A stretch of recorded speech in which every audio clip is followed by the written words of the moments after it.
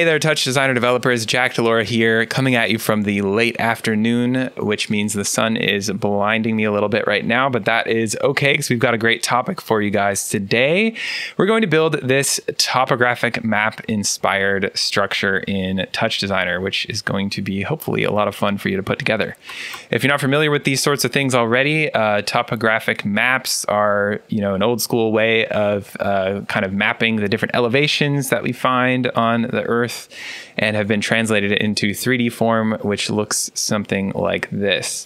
So we're going to use that as our inspiration, build something that is utilizing noise, one of our favorite topics in TouchDesigner, and creating this cool little model that you can show all of your friends and family. So with that, we are going to jump straight into this. So stick around and I'll catch you after the break. Okay, so we're going to start off with a blank network as usual. Our first couple of steps today are going to involve creating some geometry and a quick render pipeline. So the way that I approached this was, first of all, to add a rectangle top, or SOP rather, to the network. We're going to change the orientation of that to the ZX plane so that it is aligned with our kind of horizon line there, horizontal direction. And then I'm going to change the scale of this, the size parameter here, first to 0 and then up to 10, just so that it's a little bit easier to do that. With that, we have nothing more to add to this particular SOP network. So I'm going to add a null to the end. And then we can go straight into our geocomp by right-clicking on the output of that null SOP, heading over to the comp page, and adding our geometry comp to the right. So again, if you check the viewer here, we do have at least that initial piece of geometry. Now let's go ahead and add in at least the kind of initial render pipeline. So I'm going to use a material. I'm going to choose the Fong in this case. So I'm going to add that to the network and then go ahead and click and drag that onto the Geo1 operator. I'm going to hit parameter material there to utilize that material for our geometry. Then I want to do two things. I'm going to open up the palette by hitting Control B or Command B on the Mac. Come to our Tools category, which it by default will open with, and then head down here and grab the Camera Viewport operator, which we've used in a couple of other videos. Just gives you a really nice and easy way to click and drag around the objects that we're rendering, as well as adding a little kind of carousel style rotation. So we're going to add that in to start. And then I actually want a light as well because we're using a Fong. So I'm going to head back to the comp page there and add in just a good old light. In this case, I want this light to be parented to the camera that we're using. And that is going to accomplish basically with some strategic positioning of this light. The light will sort of follow and almost emanate from the camera. So no matter what angle we're looking at this thing from, we're going to be lighting it appropriately and giving ourselves a kind of nice rendering. So I'm going to connect the bottom connector there to the top of the light. Those are now parented, and thus the camera position will impact the light position. Finally, I'm just going to go ahead and add a render top. We will place that into the network if I could find it. There it is. And what is our little error here? Camera comp. Right. So when you first add a render top to the network, it is going to be looking for a camera called Cam1. And you'll notice, since we're using Camera Viewport here, it does not have that name. So what do? We can click and drag the Camera Viewport comp onto the camera's operator, or parameter that is, inside of the render top. And there we go. We now have gotten rid of our error. And if we were to click the viewer active and kind of adjust our camera positioning here a little bit, we can see there it is in the output. So we're going to have some other stuff to do with these operators later on, but for now we'll just kind of leave them here so that we can see the results of the other things we're going to be doing to our geometry portion kind of pre-render. So first off, let's add another SOP to generate some instances. I'm going to use a line SOP in this case. because I really just want a couple of instances that go up and down the y-axis. So within the line stop, let's first of all set the point A. I'm going to change the y position there to negative 0.5. And then I'm going to change point B here to be 0 in the x and 0.5 in the y, and I'm going to leave the z at 0. For the number of points here, that's going to control how many instances I generate of this piece of geometry. I chose a value of 10, so we've got 10 different layers that are all going to be stacked on top of each other. You can choose more. We're going to set this up so it can be flexible and you can make adjustments later on. So just so you kind of know that up front. Then I'm going to add a null, and this is going to be called null space layer space POS. And that is, again, that's going to control the positioning of all of those layers for our little topographic model. Then I'm going to come back to the geocomp. We're going to head to the instance page, turn instancing to on, and then I'm going to drag null layer POS into the translate op parameter. I want to make sure that I grab the corresponding channels that I need here. So that's going to be P0, P1, and P2 for translate X, Y, and Z respectively. There we go. This is not going to look like a whole lot right now, but if we kind of zoom in on the viewer, you should be able to see if you look at the side of it that we do at least have those 10 layers all stacked up and correctly instancing there. So now that we've got our instance positions set up, let's go ahead and move on to adding some texture to our rectangles. So we're going to start here with a noise top. This, as I was mentioning, is the kind of core of this effect and gives us that kind of topographical look to the output. So what's going to happen here is we're going to adjust this so that it gives us those kind of textures that we saw at the beginning, and then each one of our layers is going to have a separate texture applied to it. So I've got the noise here. Let's go ahead and make some adjustments to it. I'm going to first set the type here to Perlin 4D. You don't have to have exactly the same settings for the noise. You can kind of tweak them to your liking, but if you want to replicate the exact setup that I had at the beginning, just go ahead and follow what I'm doing here. So I set my seed to 6684. The period I've decreased to 0.5, and then I've actually turned the harmonics to 0, which kind of smooths things out a little bit in the image.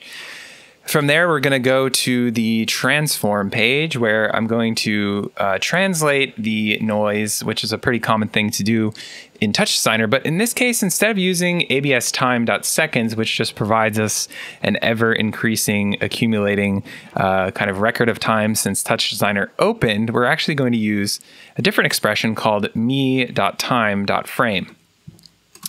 This is actually going to synchronize us with the timeline at the bottom, which is going to be important for collecting our frames, which essentially are going to be the images that we apply to each layer later on. So anyways, we've got me.time.frame, and we're going to actually multiply and add to this value. So what I'm going to do here is to multiply that first by 0.1 and then add 5 to the end of that. And as we can see up top, that's giving us a value that once it hits about 60 or so, it should loop back around to 0. So actually it's about 65. And again, that is synchronizing it with the timeline below.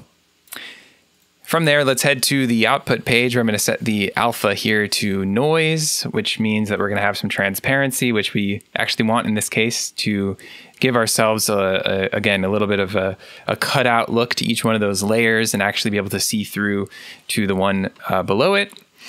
Then I'm going to do one final thing with this noise, which is head to the common page and set the output resolution to 1024 by 1024.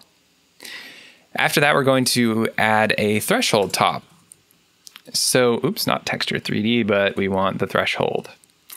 So the threshold top, if you're not familiar with it already, basically it will sort of get rid of anything below a certain threshold that you have set, and then anything above that threshold will be output as a value of 1. So in this case, anything in the RGB and alpha channels that is below a value of 0.5 will be discarded, and then everything above that value has been turned or changed to a value of 1.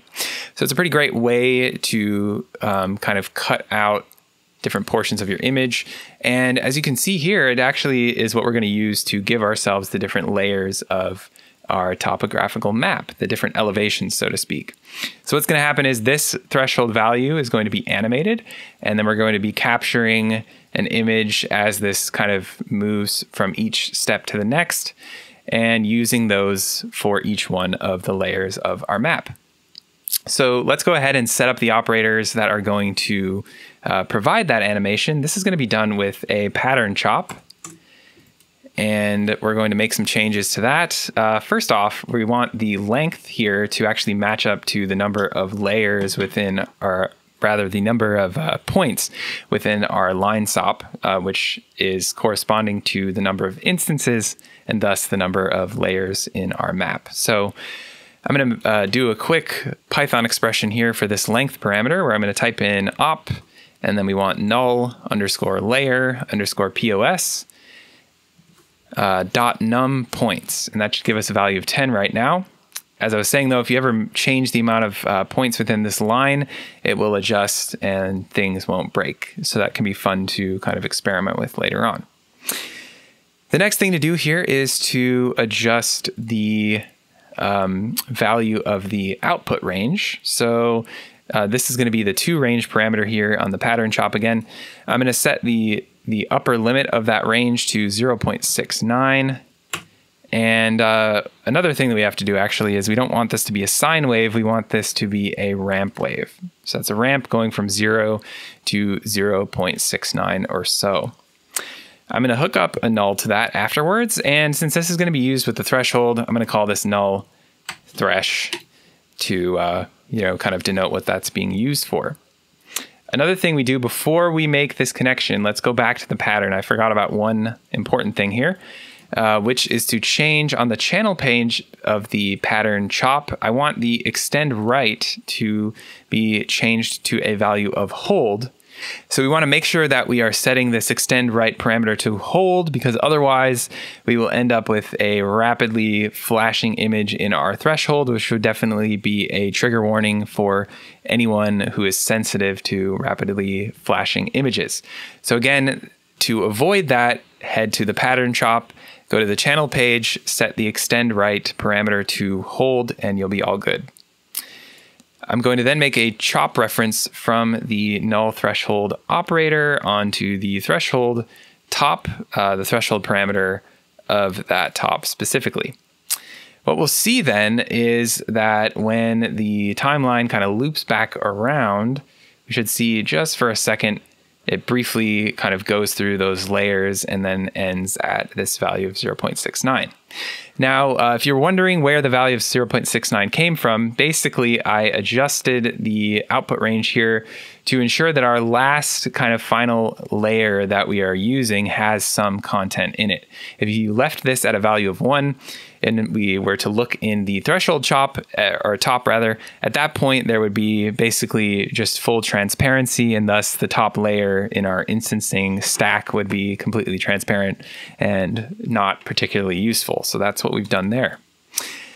We're all good with this set of operators now. So what we're going to do to continue is add a constant top, which is going to be used to apply color to each one of the layers that we are putting together. So this is going to be, again, just a simple constant, which we're going to adjust the color of via some chop channels in a moment. But while we're here, actually, I think we can leave everything the same because we're going to adjust the resolution elsewhere. So that's actually good as is. Let's start off with this chop control. We're actually going to use a noise top again to generate some random color values for us, which will be applied to the different layers within our topographical map. First thing I'm going to do is to head to the common page where we're going to set the resolution of this operator.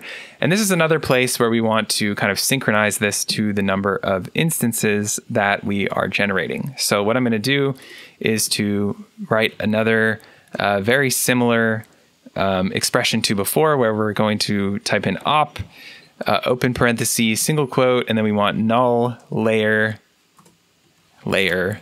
underscore POS again.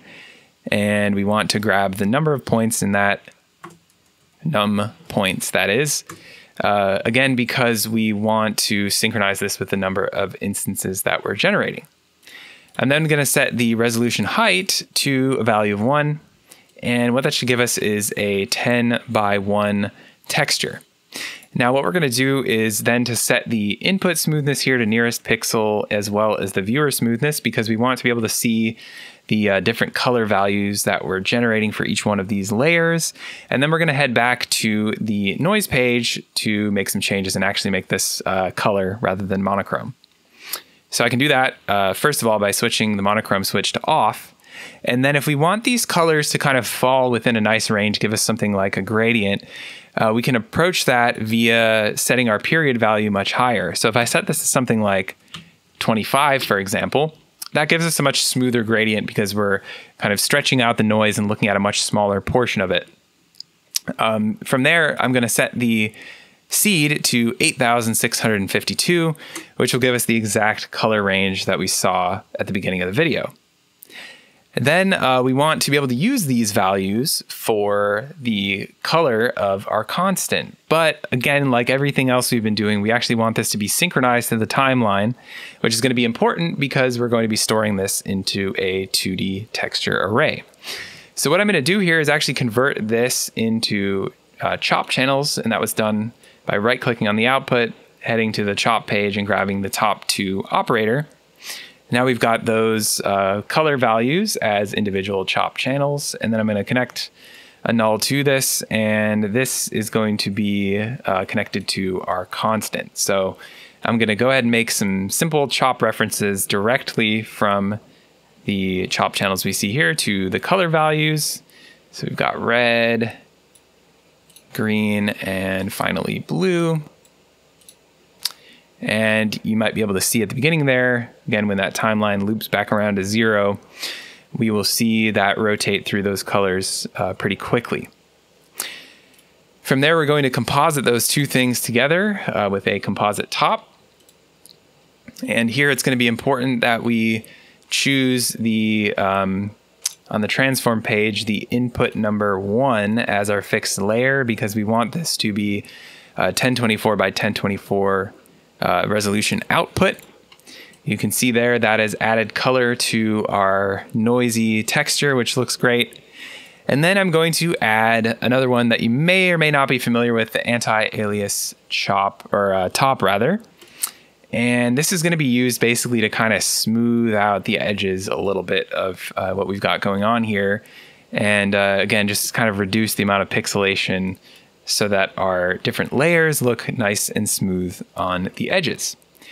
For that one, I basically left everything at the default. And finally here, to kind of collect all of this information into a number of textures, I'm going to add the texture 3D top. So as you can see here, what that does is allow us to kind of cache a number of tops, of textures rather, into memory, which we can then access elsewhere, in this case, as a texture for each one of our layers independently. Now, the first thing I want to do with this is, instead of using a 3D texture, I just want a 2D texture array in this case, which keeps things a little bit simpler for our purposes.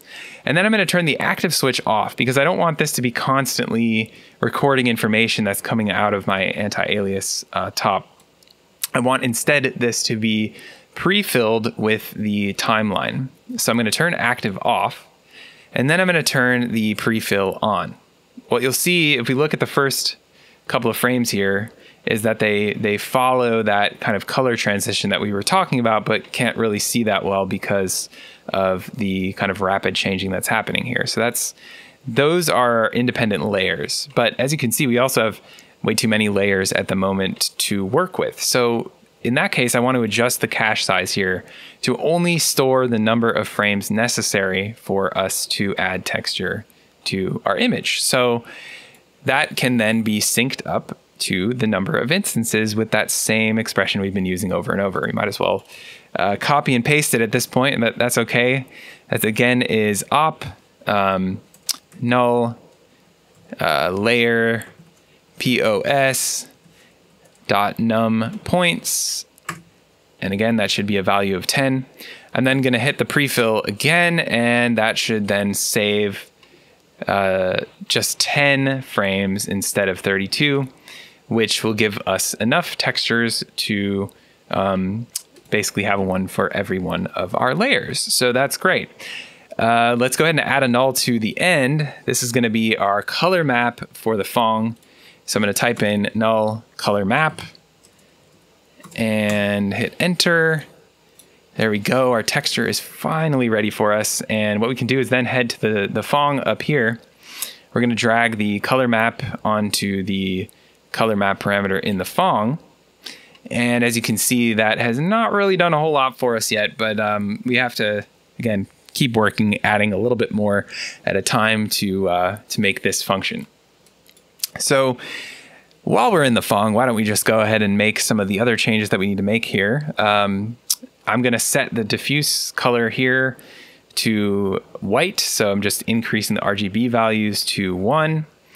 So I've set my diffuse color here to white, and then we're going to continue on by heading to the common page where I'm going to set blending transparency to on.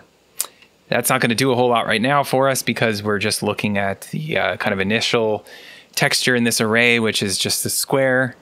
Then we're going to continue on down the parameter page here and turn on discard pixels based on alpha. I'm going to set this to a value of 0.02. We're going to leave the keep pixels with alpha greater than setting alone. So we have this this 2D texture array, and we can actually head into our instancing setup once again and take a look on the instance 2 page. We have the ability here to set texture coordinates per image, and those include U and V, which are kind of the typical kind of horizontal vertical positioning that you might expect, at least for this flat plane that we're talking about here. And then we have W. So W is the parameter that's going to allow us to kind of shift through this two-dimensional array and grab different images, different textures for each one of these layers. So we're going to use a chop in order to do this. This is going to be yet another pattern chop, and we're going to set it up very similarly to what we have here. So, you know, I might even do this kind of near the Phong since it's related. So I'm going to add the pattern chop once again. And in this case, it's especially important that we have the number of samples here equal to the number of instances, because we're going to be using this directly with instancing. So I'm going to start by setting the length here to op. And again, that is the famous null underscore layer underscore POS single quote close parenthesis dot num points expression for the millionth time. Go ahead and open that up just so you can see that. And then like before, we're going to head to the type parameter here, set that to ramp, which should be going to 0 to 1 by default. But in this case, we actually want the output range here to increase. So basically, we want to specify for each one of these different samples in our chop channel here, this is corresponding to a different instance. And in our case, we actually need to specify, for example, that our second instance here has a W coordinate of a value of 1, and then number 3 has a coordinate of 2, and so on, so that each one of our instances has a different layer that it is correctly fetching from that texture. So how do we do that? We use this yet again. So I'm going to actually just copy and paste it this time, so we don't have to type it for the millionth time. So again, copy that expression from your length parameter that you just set, head down to the 2 range, and then set the upper range of that value, which is 2 range 2.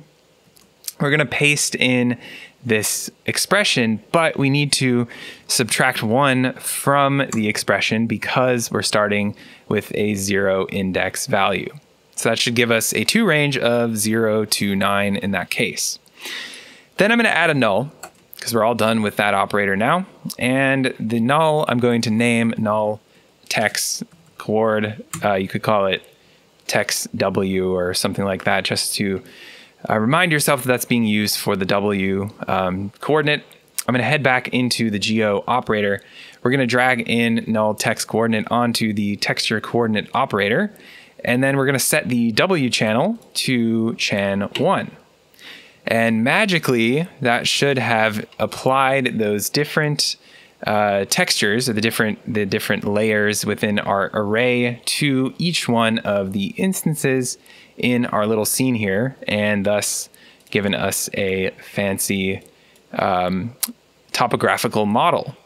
Now, we still have some more things to do, so I definitely kind of finessed the output a little bit, but we've got now the basic kind of model ready to roll. So for the next bit, we're going to focus on post-processing mainly, which is going to start with our light and maybe a little bit with our camera. And then we'll focus on adding some additional operators again to kind of finesse the output a little bit. So let's start with our light. We've got a number of things that we can do with this light. As you can see, it's not doing all that much in our scene right now. In fact, if I turn the dimmer down, you can see we are lighting it, but it is sort of at an angle such that it is not really giving us great direct light. So what I'm going to do is play around a little bit with the translate settings rather. And then also we're going to look at adding in some shadows to give our render a nice sense of depth to it. So first of all, I'm going to have the light look at our Geo1 operator so that as we're translating, it's sort of always focused on that center point of our axes and that piece of geometry. So I'm going to drag that into the look at parameter, which is great. Then for the translate, I'm actually going to completely change this. So this is going to be set to a value of 6 in the X. And then we're going to do 13.5 in the Y. And then for our Z, this is going to be set to 0.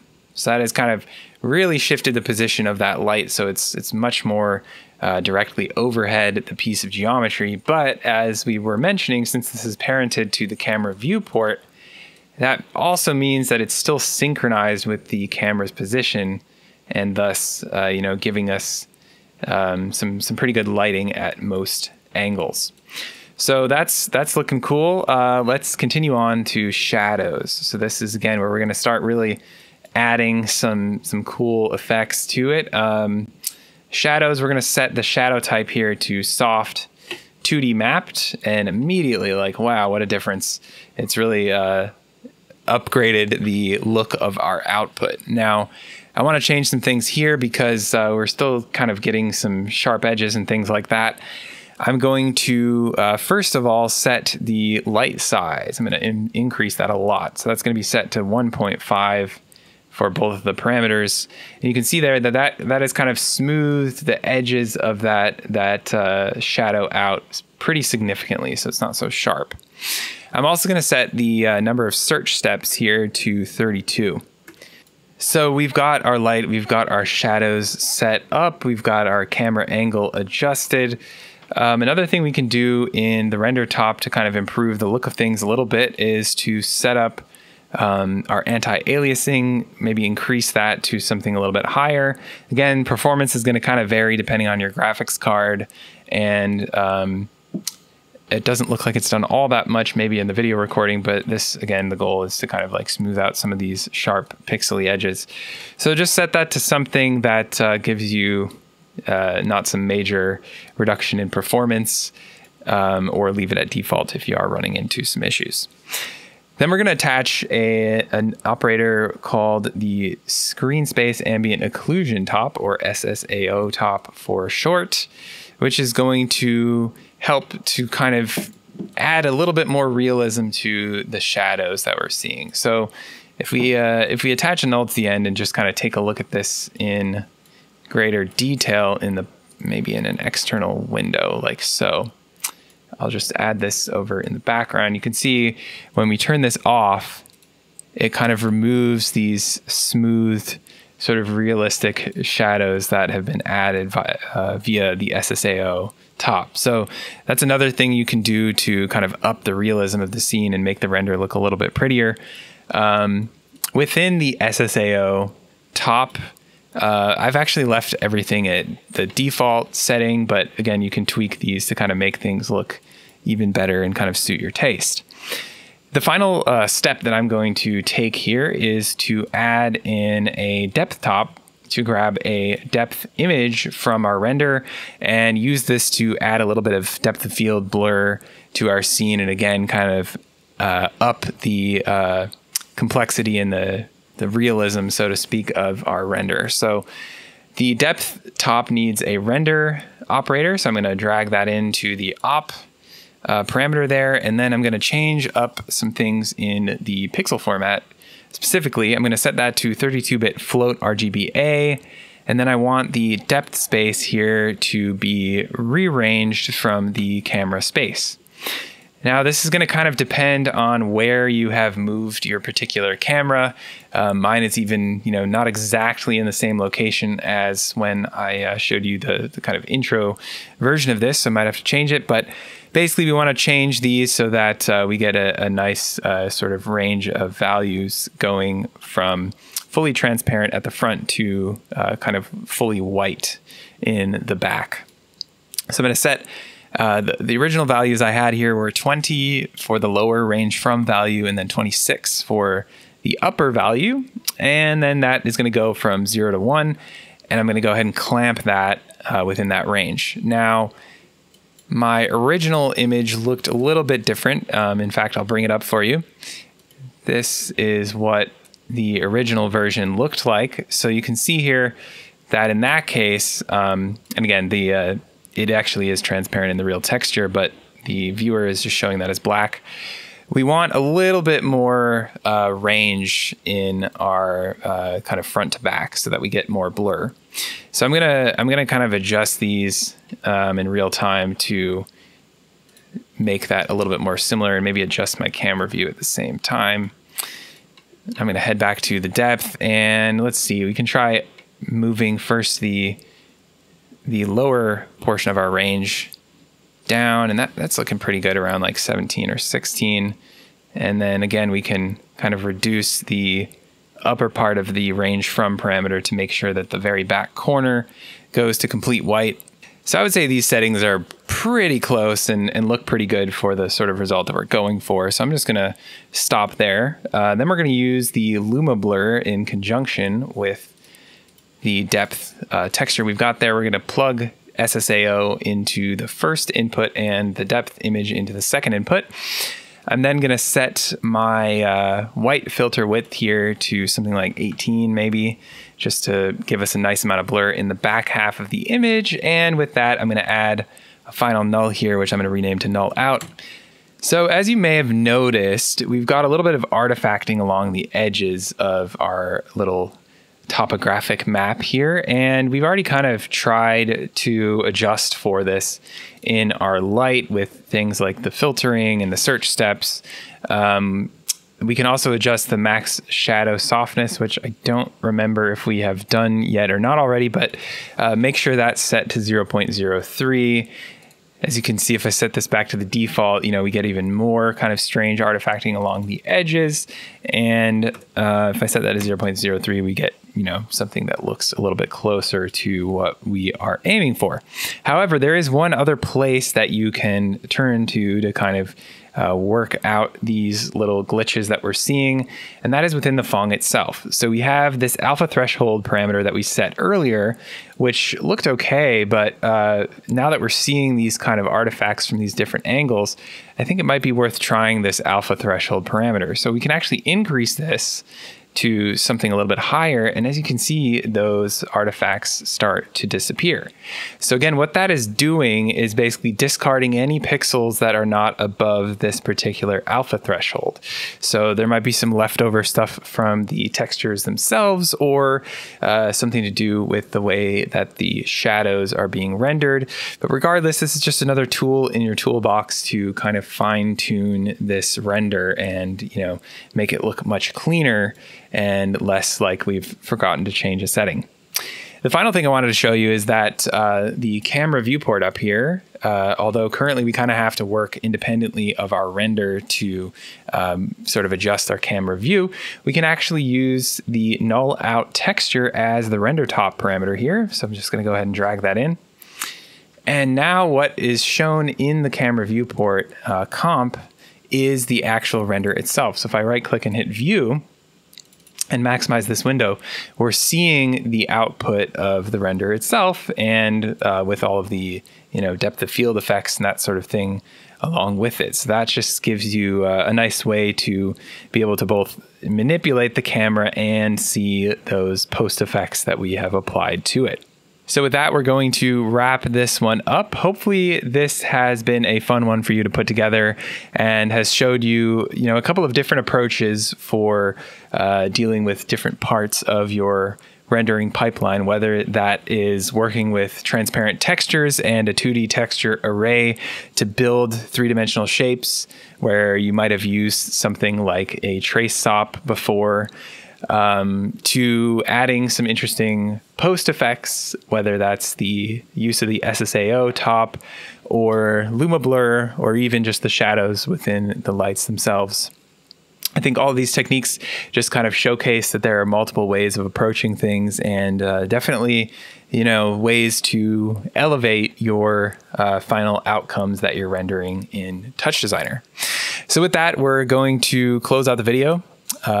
As always, thanks so much for watching. Looking forward to seeing you in the next video. Hey folks, thanks for watching. If you like our YouTube content, I highly recommend you check out the Interactive and Immersive HQ Pro. The HQ Pro is the only comprehensive educational resource and community for immersive design, TouchDesigner, and creative tech pros.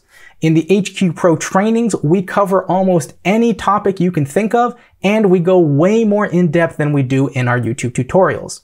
We have a private group where Matthew Reagan, myself, and our other industry veteran and pioneer teachers answer your questions every single day.